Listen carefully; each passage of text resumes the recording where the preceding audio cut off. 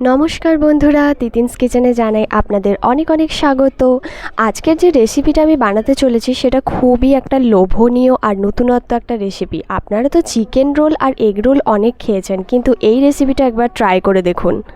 এই রেসিপিটা বানাতে আমাদের লাগছে এখানে ক্যাপসিকাম, ধনেপাতা, কাঁচা লঙ্কা আর পেঁয়াজ কুচি, আর তার সাথে মাছের ডিম। তো আজকের রেসিপিটা হবে মাছের ডিমের এগ রোল। তো চলুন তাহলে বানানো যাক।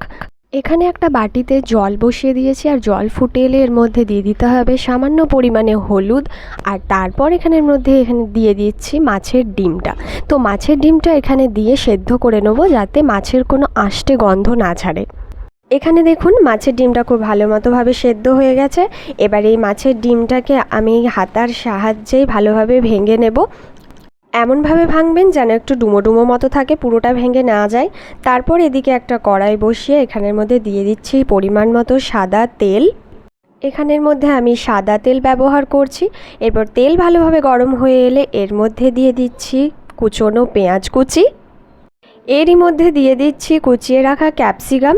এরপর এই পেঁয়াজ আর ক্যাপসিকাম দুটোই খুব ভালোভাবে ভেজে নিতে হবে।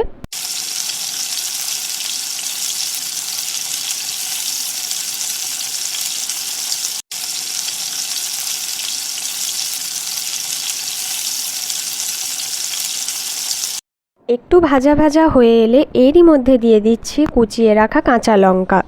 কাঁচা লঙ্কাটা দেওয়ার পর আর একটু ভালোভাবে নেড়ে নেব কিছুক্ষণের মতো, আর তারপর এখানের মধ্যে দিয়ে দেব সেদ্ধ করা মাছের ডিম। এবার এই মাছের ডিমটা দিয়ে কিছুক্ষণ ধরে এটা ভালোভাবে কষে নিতে হবে। এরপর দিয়ে দিচ্ছি এখানের মধ্যে সমস্ত রকমের মশলা। তার মধ্যে প্রথমেই দিয়ে দিচ্ছি স্বাদ মতো নুন, আর তার সাথে তারপর দিয়ে দিচ্ছি ধনে গুঁড়ো। 1 চামচ মতো ধনে গুঁড়ো আমি এখানের মধ্যে ব্যবহার করছি। সামান্য পরিমাণে হলুদ, 1 চামচের মতো জিরে গুঁড়ো। ব্যাস, এবার এই মিশ্রণটাকে খুব ভালোভাবে ভেজে নিতে হবে কিছুক্ষণের জন্য। একটু ভাজা ভাজা হয়ে যাওয়ার পর এরই মধ্যে আমি দিয়ে দিচ্ছি পরিমাণ মতো চিনি। আপনারা যে যেরকম মিষ্টি খান সেরকম হিসাবে দিতে পারেন, কিন্তু খুব একটা বেশি মিষ্টি এখানে ভালো লাগবে না। সেই জন্য এখানে একদম অল্প পরিমাণে স্বাদ হওয়ার জন্য একটুখানি জাস্ট চিনি অ্যাড করেছি। আর তারপর এখানের মধ্যে দিয়ে দিচ্ছি কুচিয়ে রাখা ধনেপাতা, যাতে ধনেপাতার গন্ধটা আরও সুন্দর আসে। এই রেসিপিটা যেহেতু আমি মাছের ডিম দিয়ে করছি, তাই মাছের ডিমের পুরটা বানানোর জন্য এখানে আমি ধনেপাতাটা অ্যাড করেছি, যাতে ফ্লেভারটা আরও ভালো আসে আর আষ্টে গন্ধটাও চলে যায়।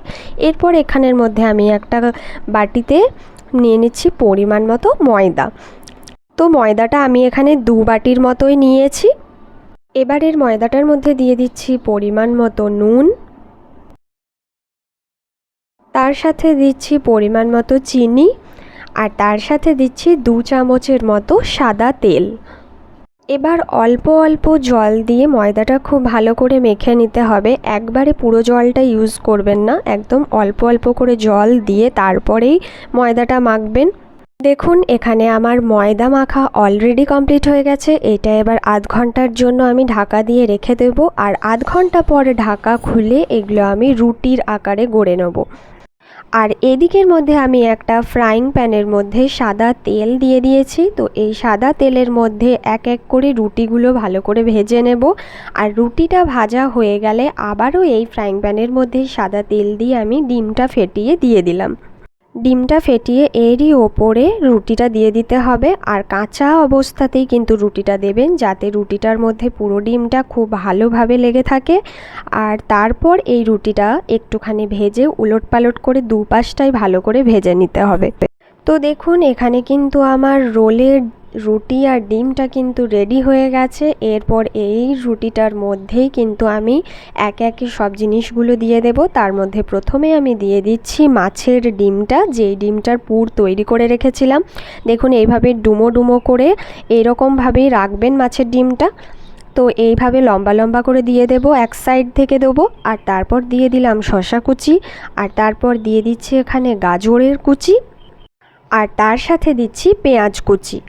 এবার ওপর থেকে দিচ্ছি চিলি সস। আপনারা যে যেরকমভাবে সস খান সেই হিসাবে ব্যবহার করবেন। আমি এখানে অল্প পরিমাণে ব্যবহার করছি সসগুলো। আর তারপর এখানে দিয়ে দিচ্ছি টমেটো সস। এবার ওপর থেকে ছড়িয়ে দিচ্ছি স্বাদ মতো বিট নুন। আর তারপর আমি এখানে ব্যবহার করছি গোলমরিচ। তো গোলমরিচ আর লঙ্কা দুটোই কিন্তু আপনারা নিজেরা যেরকম ঝাল খান সেই হিসাবেই ব্যবহার করবেন। এরপর এই রুটিটাকে আমি রোলের মতন করেই গোল গোল করে মুড়ে নিলাম, আর তারপর একটা সাদা কাগজ দিয়ে ভালোভাবে এটাকে মুড়ে নিলাম, যাতে নিচ দিক থেকে কোনো রকম পুরটা বেরিয়ে না যায়, সেই জন্য কাগজ দিয়ে খুব ভালোভাবে মুড়ে নিয়েছি নিচ দিকটাও। তো দেখুন অলমোস্ট কিন্তু আমার এখানে ডিমের এগ রোল একদম রেডি। তো মাছের ডিমের এই এগ রোলটা অবশ্যই কিন্তু আপনারা ট্রাই করে দেখুন। আশা করছি আপনাদের এই রেসিপিটা খুবই ভালো লাগবে, আর আপনারা ট্রাই করে দেখলেও খেতে আশা করছি খুব ভালো লাগবে, কারণ একঘেয়ে চিকেন রোল আর এগ রোল তো সবাই খেয়েছেন, এটাও একবার ট্রাই করে দেখুন। আর যদি আজকের ভিডিওটা ভালো লেগে থাকে তাহলে please like, share and subscribe my channel. সবাই ভালো থাকবেন, সুস্থ থাকবেন।